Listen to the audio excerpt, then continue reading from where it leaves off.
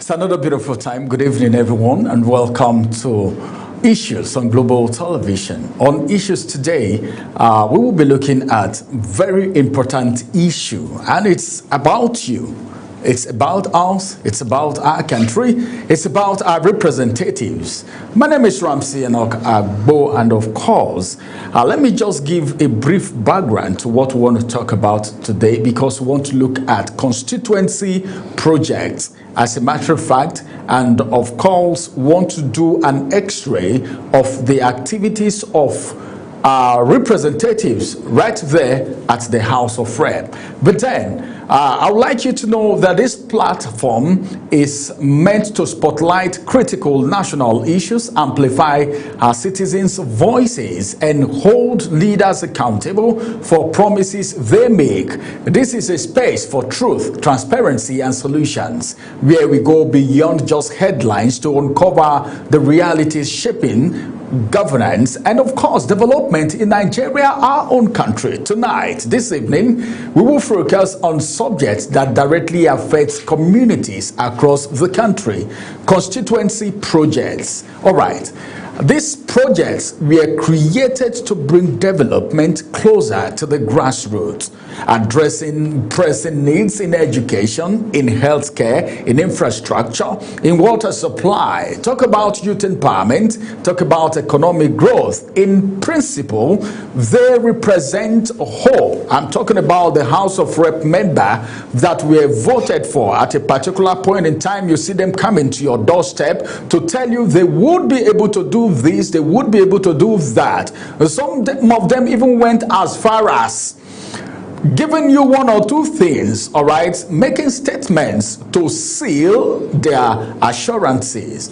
But then they are supposed to build the bridge, especially the House of Representatives, even the Senate, everyone in governance. But then we are looking at the House of Rep members today. You just need to know that they are supposed to bridge between you and government, and of course a practical tool for improving the quality of life in local communities. However, many Nigerians continue to raise serious concerns about the impact and accountability of these projects. Do we really have this project?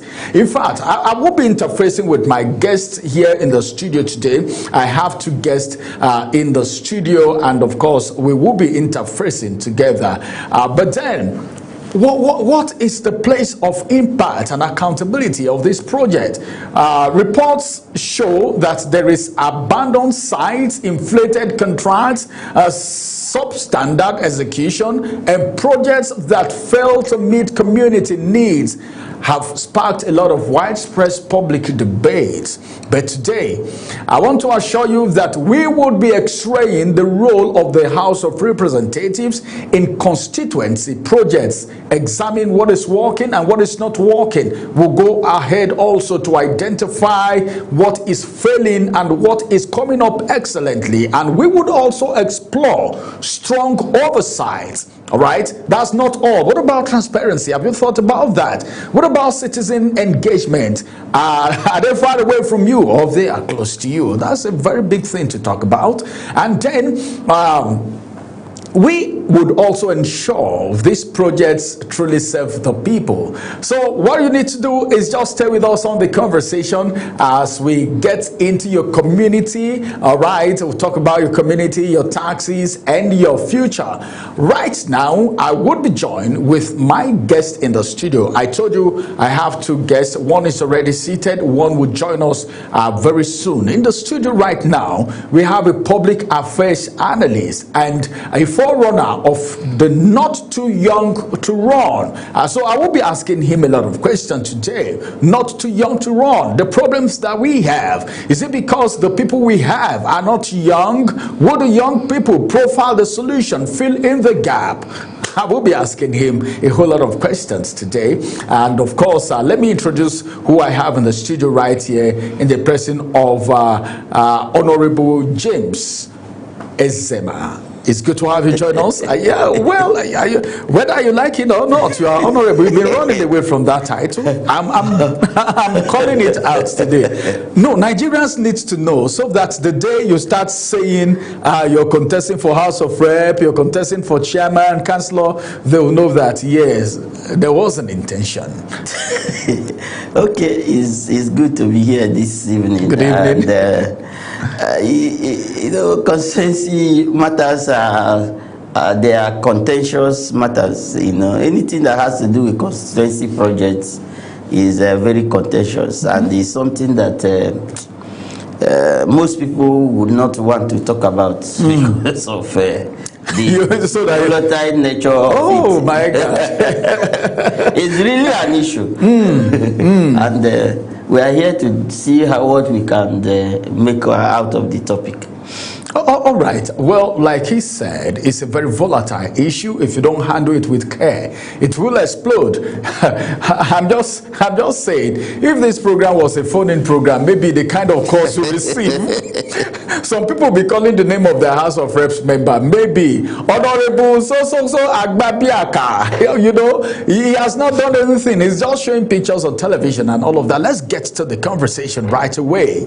How effective has constituency projects been in improving the daily lives of Nigerians across communities in Nigeria? Because our target is the grassroots right here. You see, constituency projects ordinarily, many people have looked at it and asked the rationale behind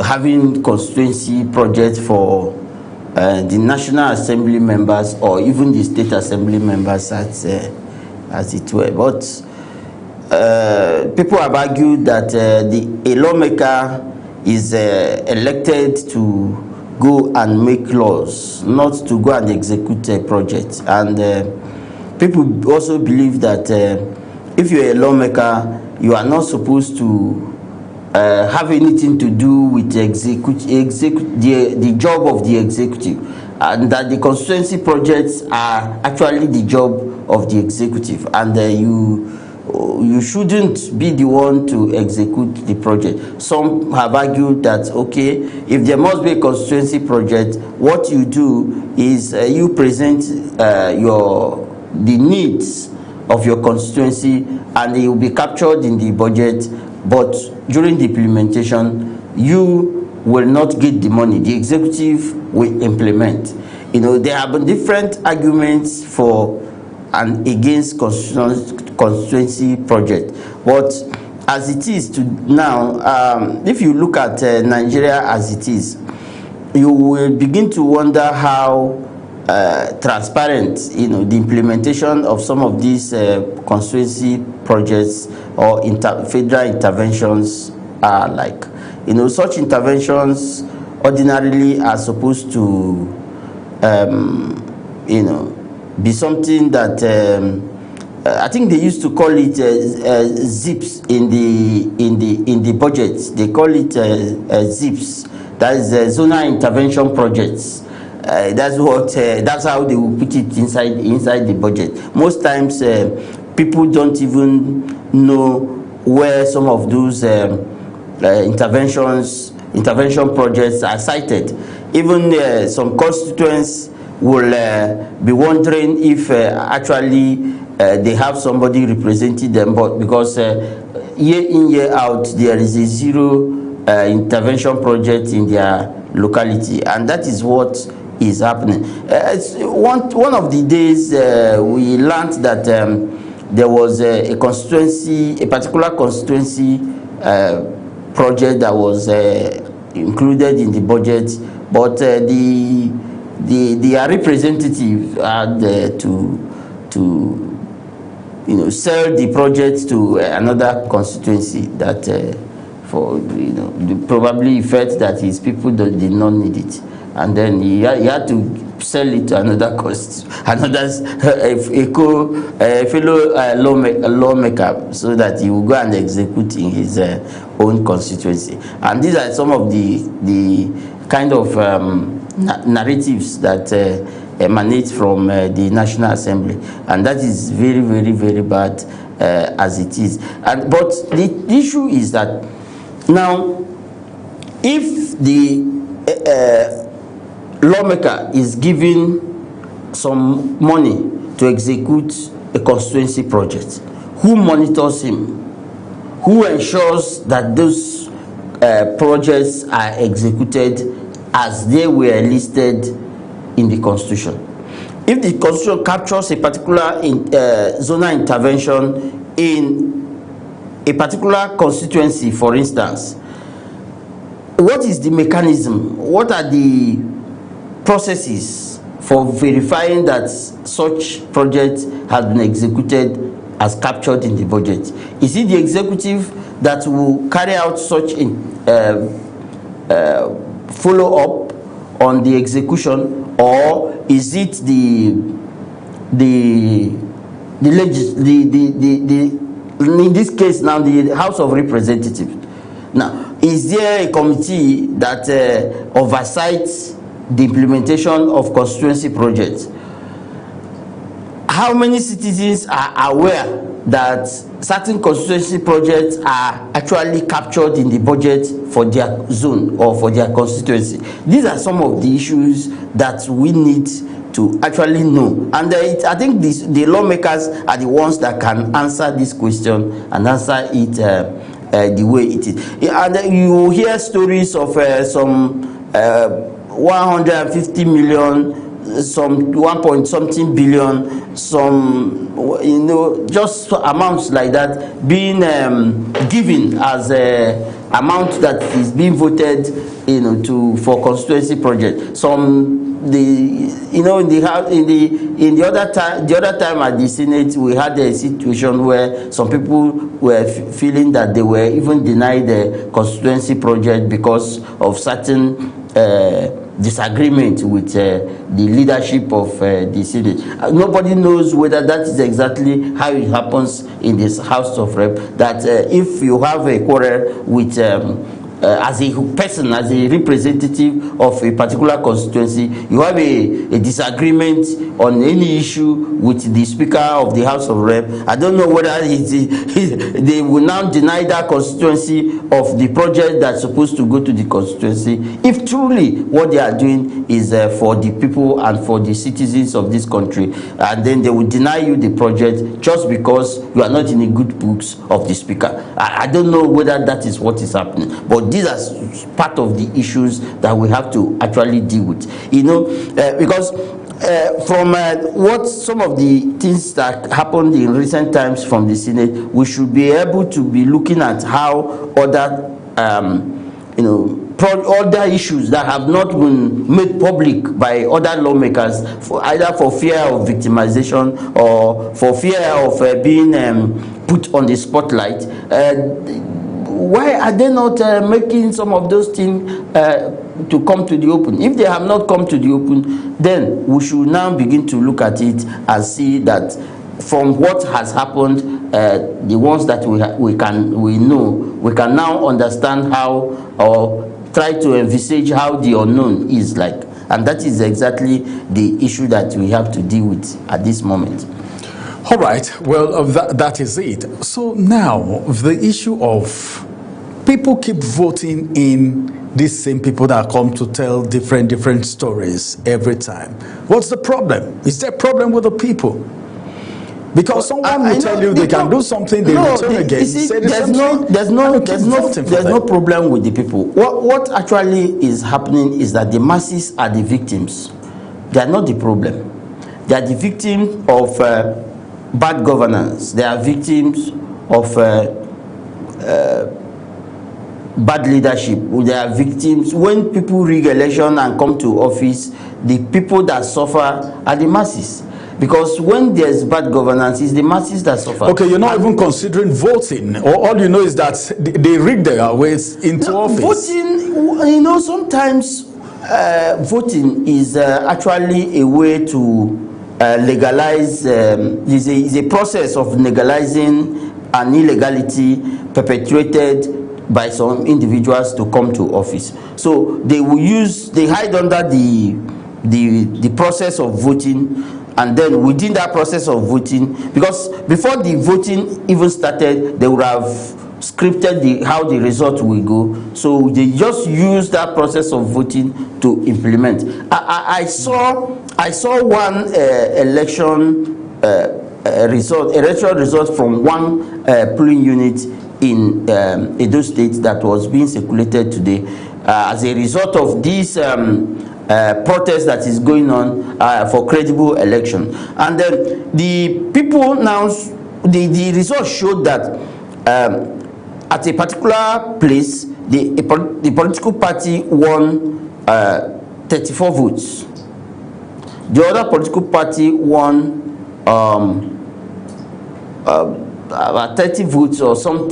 One has so, but the total was that now the total of votes at that polling unit was 74.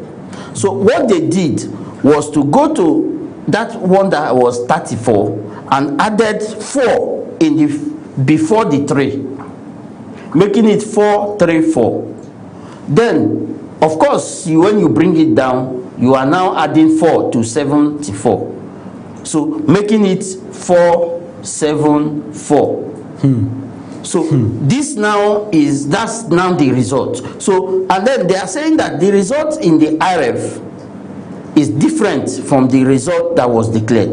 The result that was declared was doctored, but the result that was uploaded in the IREF was, which ordinarily was the authentic result, is what had been invalidated by the Supreme Court ruling of October 2023, when they said that the IREF is not a collation system. So the only legal collation system is the manual collation process, which we have seen that it was the doctoring. So what are we saying in effect? What we are saying is that most of these people, why they don't want transparent election is because these processes, they want to use it to, ensure that the scripted outcome of election is made possible, so that they will have a premeditated end, and then during the process of the election, they will now perfect it,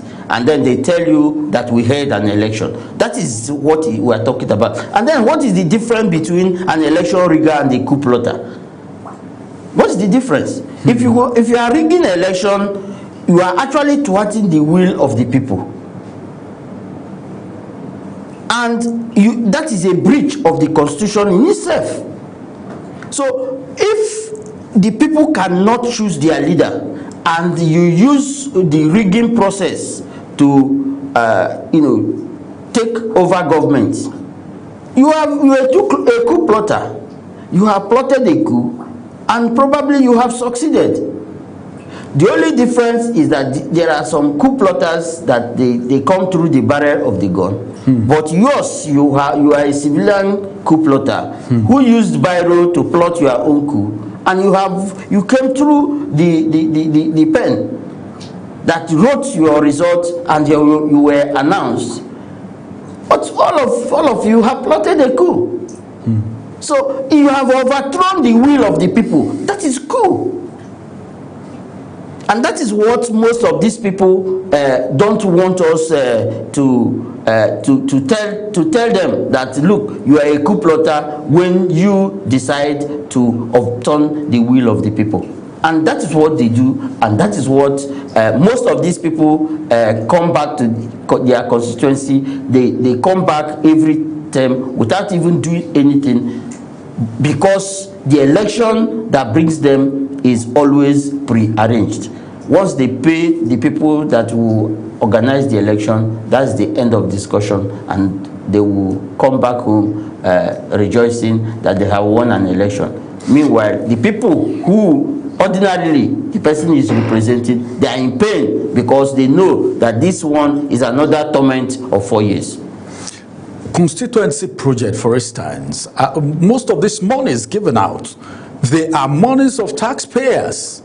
Now, one of the things that surprises me most time is why, all right, do many constituency projects remain abandoned despite approved budget locations? There are allocations for this project, but why do they still? I don't know. I don't want to use certain words. No, it's just like asking, why is there still armed robbery? Where is there still corruption? Or So can we say this House of Rep members are robbers? You know, when you take something that does not belong to you, what are you? You are a robber. The only thing is that you may not be an armed robber, but you are a robber. You have stolen what does not belong to you. You have robbed the people of the project that was supposed to be sited in their constituency. Some people, probably it is a hospital, and then because you have robbed them of that, the siting of that hospital in that community, some people are going to die because So you are a robber and both a murderer. That is what it looks like, because you have killed them indirectly by ensuring that that money that was supposed to go for that hospital was misappropriated, and then you decided to take the share of it and abandon the project. And then at the end of it, that project remains uncompleted, and what happens with the people within that community? They will continue to suffer when they are having issues with their health. So the thing here is that when these people actually understand the magnitude of what they are doing, probably their conscience will touch them to now begin to do what is right. And until they begin to execute some of these projects, there is no need for us to continue to have such a constituency project when they go either get abandoned or they outrightly get the money stolen. All right, the people giving the money, because somebody brought the budget, okay, it was reviewed, it was looked at, assented to, and of course it's been signed and all of that, signed, and there is a lot of people consenting, agreeing. Why is everybody quiet? You are giving out money. If I give you 10 million naira now for a project, I should be able to ask, Honorable James, how have you been able to carry out that project? I should be able to ask first. So why is the person giving out the money not asking? Is there a conspiracy theory Let me here? tell you something. You see, this constituency project we are talking about, as we speak here and now, I cannot tell you who even releases the money. Is it the Ministry of Budgets? Is it Ministry of Finance?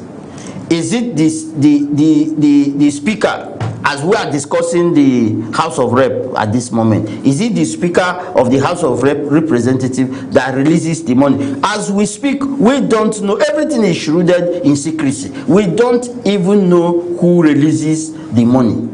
So, and that is why it is even difficult to track. Because first of all, you don't even know who is the person to hold accountable. Because when you track some of these budgets, yes, you can find them in the budget. You can see them there. But whom are you going to ask questions? Has the money been released? If you ask your rep member, he will, of course, he will tell you that the money has not been released. And there is nothing else you can do. Because you don't even know who is supposed to release the money. So how do you now verify whatever your representative is saying? So the transparency at the level of these zonal interventions or constituency projects are things that we should that should be brought to the open, so that if a particular constituency wants to verify if the money released if the money has been released for a particular project, then they will know where to go. Let me even give you an instance. There is I am in the know of a particular constituency issue that is in the that they are looking at as an abandoned project. But some people within that constituency wrote to the National Assembly for to get clarification and intervention on that particular intervention on that particular project. But Do you know what happened? The moment the letter got to the National Assembly, the person has gone to go and start doing skeletal implementation of the projects, executing the projects skeletally and overnight, showing that if not for that question that is being asked, the person would have believed that nobody is aware that money has been released. Because if money has not been released, why should you now go? Where did you now get the money that you want to go and start doing skeletal implementation of that project? So these are some of the issues. How many of the constituents are well educated enough to even ask questions? You must, even before you can ask questions, you must be somebody who is in Abuja. If you are not around Abuja and some other places close to Abuja, will you now start paying transport all the way to come and follow up a letter in Abuja? Because the way Nigeria is at this moment is that you may write a letter and send it. On getting to the place, if you didn't deliver it personally or by somebody, a trusted hand, you will get there, they will decide not to even stamp the letter. So you may not even have an evidence of delivery of the letter. And then, some offices, from what I have seen, some offices, even federal government offices, they don't even have a stamp. They somebody will just script something and sign, and that is it. He has received the letter. Something as common as and the letter may not get to where it's supposed to. Who knows? They will never call you. You wait forever. You wait forever unless you go and start following up. And then I know personally, I have had that experience. I followed up a letter at the Ministry of Information on 2 occasions. When Lai Mohammed was the Minister of Information and National Orientation, I followed up a letter and I wrote the letter. The letter got missing. I went, they say, that the letter, I just got angry and I left. Then this current minister, I wrote a letter and that letter got missing when we did a follow-up. And then after the follow-up, they say, go and write another letter. We now sent in another letter. But till I'm talking to you, nobody has spoken. And I didn't want to actually do a follow-up because I don't want a situation whereby I'm going to have issues with my mental health. I'm trying to protect my mental health because it's so bad that you will come in contact with government agencies and ministries, but they will receive a letter and somebody somewhere will just keep the letter, either it's minuted by the minister or any other person. They will just keep it there. Nobody cares. All right, we're talking about constituency projects right here, and we're extracting the House of Representatives, members of the House of Representatives. We're looking at them today. We're talking about constituency projects here. Let's be sincere with ourselves. Our constituency projects, all right, are they truly addressing the real needs of the people, or this are just serving political interests? You see, most of just simple things. For people who even most of these projects are just intervention that were based on what the House of Rep member would have decided on his own. Because most of these people don't go back to their constituency to ask them and say, okay, now I want to see whether I can influence a federal government project within this constituency. Please, what is your priority? What is your priority? Is it a school?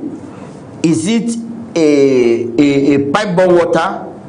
Is it a hospital? Is it probably they are having too much of malaria in that environment, and they would want malaria to be dealt with in that place, and then they will need some kind of intervention that will reduce frequent malaria impact in that community. But here we are, this man they will decide and say, no, okay, I think what I will get more money from is if I do hospital project, I'll get more money, or I do school, I'll get more money, or the one that I will now get the approval, and I will be able to pocket the money and nobody will trace it. And these are some of the kind of projects they will want to execute. Some of them are executing what they call them solar lights as a constituency project. Meanwhile, you did not go to them to ask them whether it is light is their major problem. Probably they would have told you, like, please, we need a hospital in our community, not electricity, because it's somebody who is alive that will use some of those lights that you are trying to put in place. And these are some of the issues that you find with some of the way governance is in Nigeria. It's not only about the constituency project, it's about generally governance in Nigeria. People just wake up one morning and tell you, we are building schools, we are building this one, but you will not ask that community, those people, what is your priority project that you need very, very urgently. You will see in a place where people travel miles on foot to go and fetch water, and then you decide to go and put solar lights for them. Of what use is solar lights to a community where people are suffering of waterborne diseases? And then you cannot have an intervention project that will deal with some of these kind of issues that is bothering them, but you are going to give them lights to be seen, a road that is not tarred. And some of those roads, they even want the road to be tarred. Then in the evenings, you will see that dust will be everywhere, and then nobody is talking about keeping the road in order. And then you are giving them solar lights, and these are the kind of things we see in Nigeria, and it makes a mess of what governance is all about. All right. Well, this is, I don't know, but then Ina Okopiagu is supposed to join us, the former National Secretary of the African Action Congress. A lot of people call it the Sowore Party, but then he's still on his way. I think one or two things keeping him behind. If he's able to meet her, good. But if he's not, the conversation is already in full gear. Now, the issue of transparency in Nigeria, Honorable, is something else. The issue of transparency. It is difficult for Nigerians to trust our politicians. And anywhere there is issue of trust, there is a lot of problems underneath it. Now, let's get into the conversation now. How transparent is the process of awarding and executing constituency projects here? Generally, let's just start with your assessment, what you think, your perspective of transparency as it has to do with our political office holders. No, public office holders generally, not just political office holders. You see, it's like when you are asking about transparency, we should even ask ourselves, how transparent is the process that brings them to office? Because we should start from there. If the process that brings them to office were to be transparent, then you will know that when they get to office, they will deal with the responsibilities of their offices in a transparent manner. But here in Nigeria, you will see somebody who decided to get a returning officer. They have written a result. The returning officer is saying, no, I cannot announce this result. And then you will see boys standing afar off and pointing gun at the returning officer, announce the result. And for fear of his life, he announces the result. And then everybody goes home, and then they will tell you, go to court. Then the next battleground will be in the court. Even the returning officer cannot even come to the court to come and testify that this is not the result that was written by me. I was made to announce it at gunpoint. No, you cannot, because you are afraid that if these people could do this kind of thing and hold you to ransom, then your life may not be safe any longer. So you want to actually stay on and pretend as if nothing happened, so that you can save your head. And this is the thing we are talking about when it comes to elections in Nigeria. So transparency starts from the process that brings the person to office. If the process is not transparent, he can never be transparent when he is in office. If he finds his way to doctor anything, he will doctor, because that is his trademark. That is the way he knows how to do things. And there's nobody who rigs himself into office who will want to do things transparently. I don't think somebody can learn to use the left hand in the old age.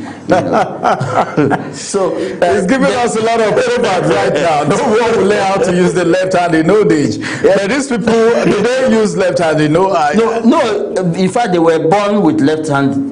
The thing is this. You see, when you have learned how to be crooked, it's difficult to be straight. Yeah, there is this saying that if you lie to cover one lie, you need to lie to cover the other lie. That is it. And so at the end of the day, you become a liar. That is it. The process is that brings them to office is always a crooked process that if you try to make it look as if the person had done something wrong, they will see you as an enemy, and they will now look at you as somebody who is obstructing their progress. And so, mind you, these people who are the lawmakers, there are certain things they do when they get to the place they are supposed to be making laws, right? And then when they get to make those laws, what kind of laws do they make? They make laws like the cyber crime laws, that anytime you say something that is against them, then they will have a place where they will hide and then come after you, and then they will and then you go to the court. Before you even arrive at the court, they would have called the judge and said, this boy, use him as scapegoat, and then later we will revert to you. And that is why you see that certain issues that has to do with politicians is either prolonged, or the matter will be going on endlessly without an end. Because when you don't have evidence to prosecute somebody, most of the time you just use the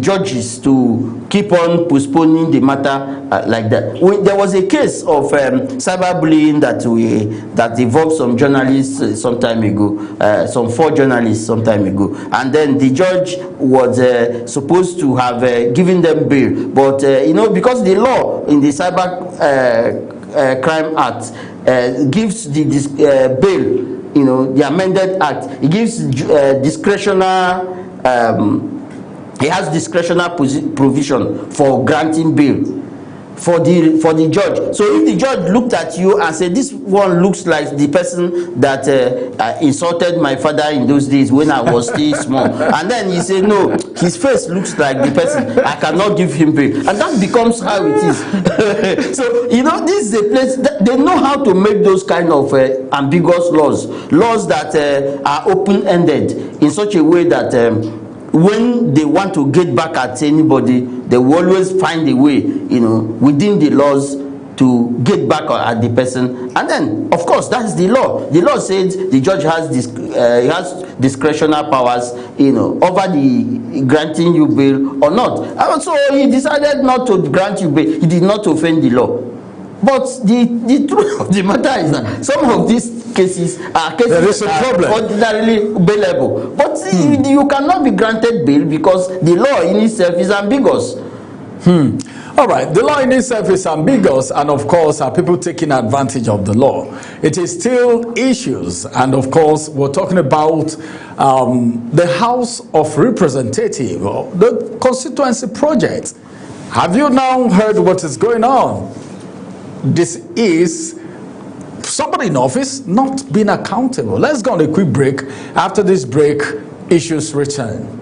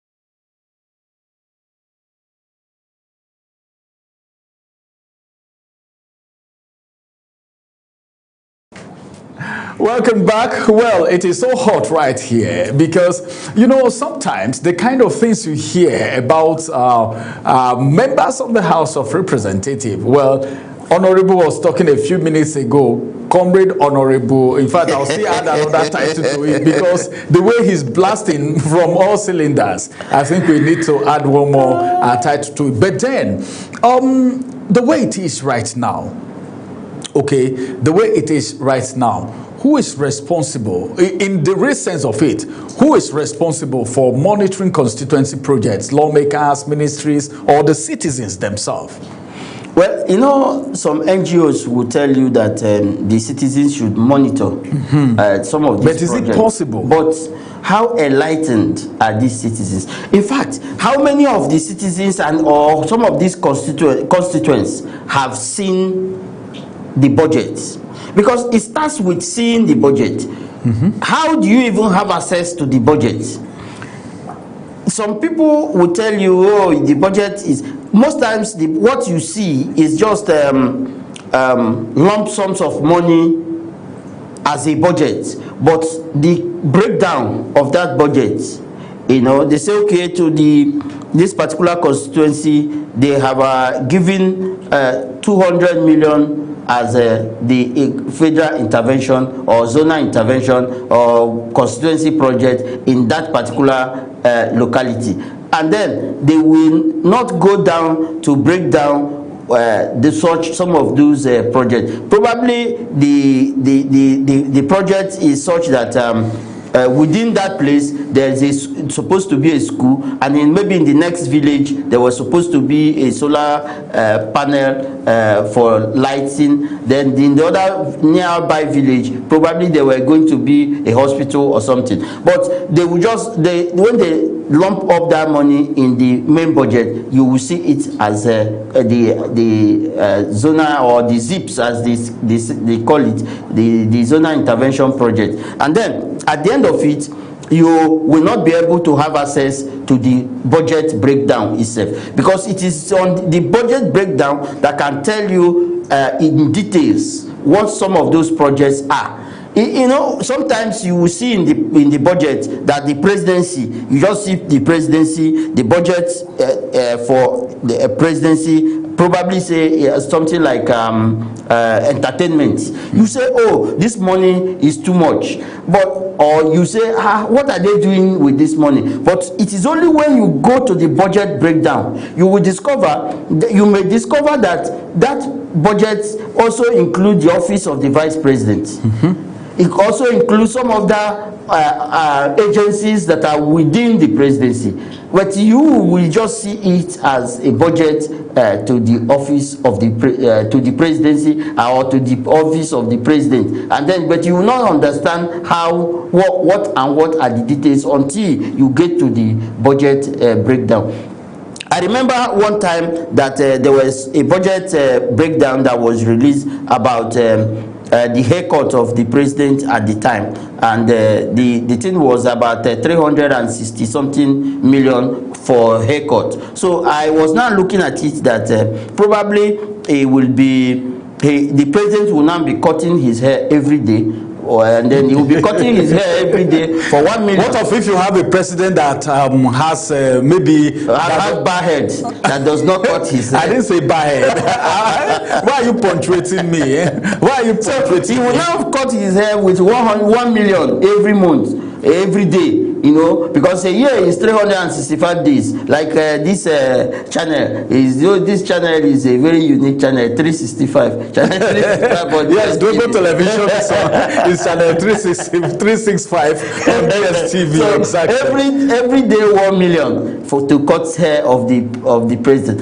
Who knows? Probably when you go to the budget breakdown, it could have the haircut will include his staff, his kitchen cabinet, some of the things and all that. But if you don't get to the budget breakdown, you will not understand what the lump money is all about. So I think for us to begin to have the citizens, for them to be able to track some of these budget constituency projects, we should be able, the government in itself and the National Assembly in particular should be able to make the budget that they pass very, very accessible. It's not enough to upload budget online, because if you upload budget online, how many people in my village will be able to have a phone that will download maybe something that is up to 5 gig, 6 gig on their phone? So these are some of the things. There should be a way to make these things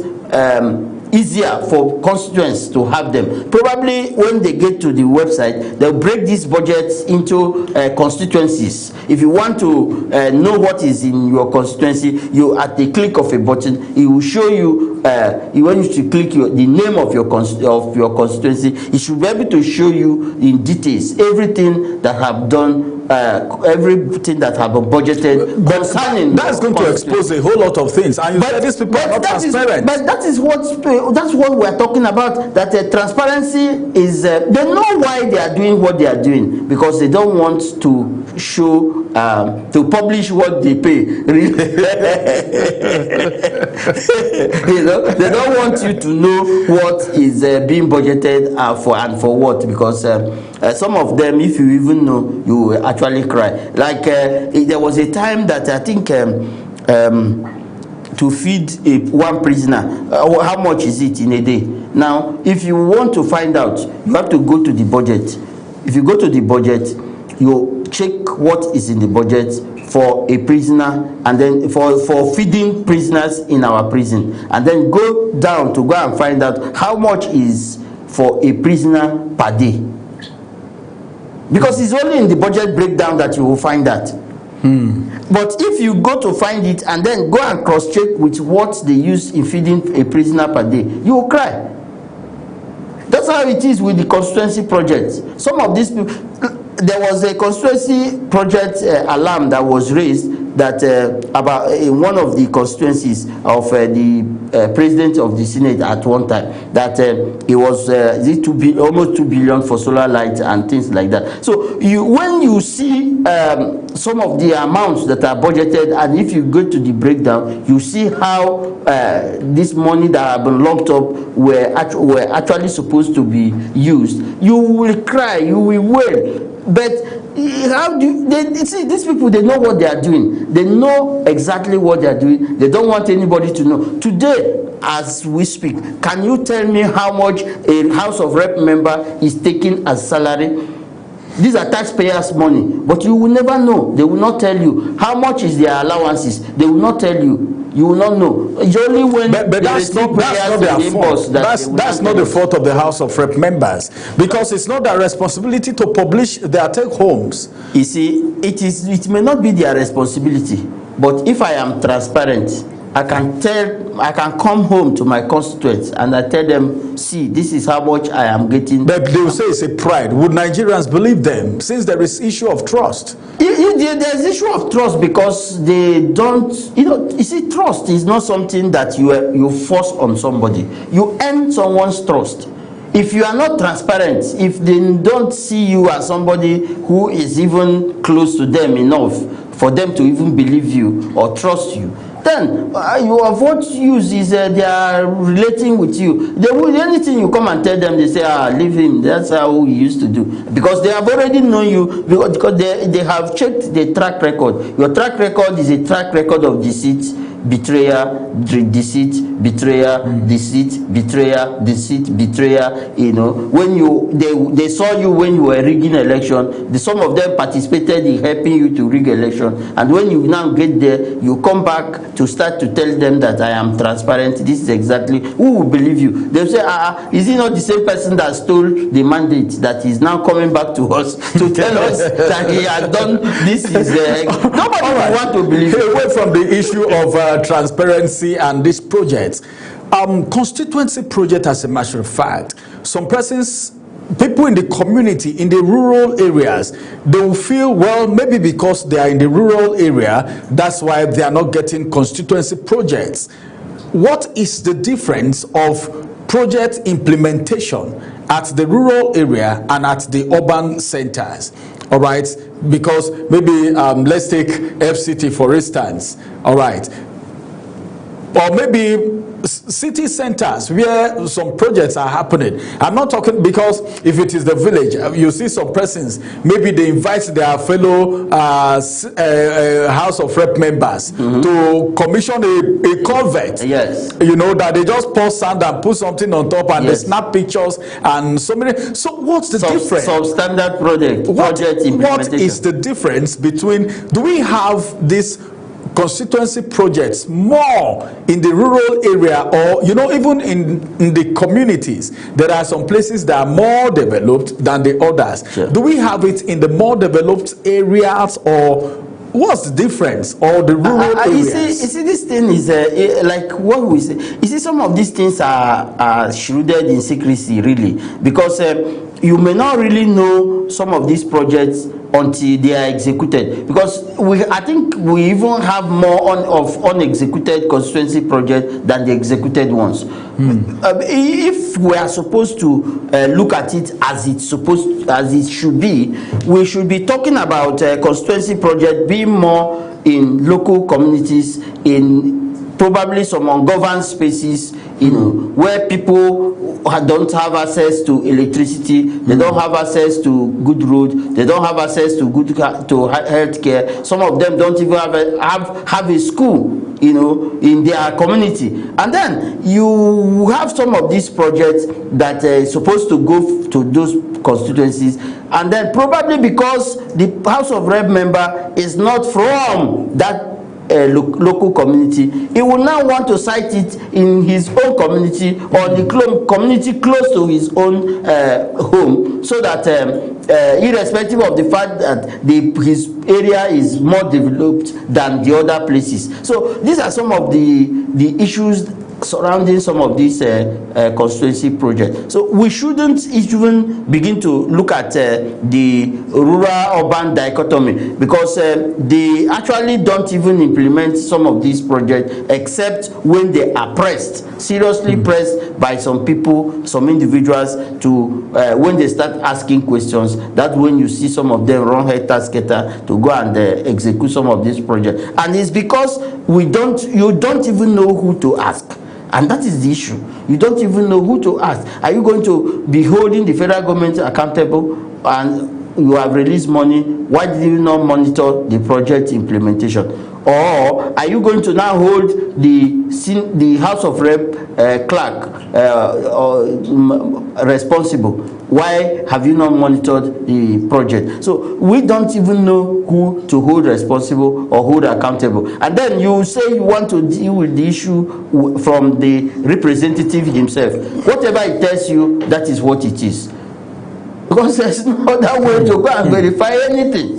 So that is where the issue is. For yes, an enlightened person, somebody, you might have one or two ways to go and start doing certain verification. But what of that person who is in that place where there is no even telephone network, not to talk about having electricity to charge the phone? So how are you going to do the verification? You will not be able to do it. Some people, they just know that we have sent him to Abuja, he representing us, and the end of discussion until the next 4 years. Then they will come back and start going from community to community and asking them for votes. And that is the story of constituency projects in Nigeria, that they don't really go down to the people until the next election, before they can now come and say, yes, here we are, yes, that thing we promised you the other time is now that you want to do it. All right. As we are going for this tenure. Thank you very much for this wonderful analysis, and it's conversational. It's a nice one.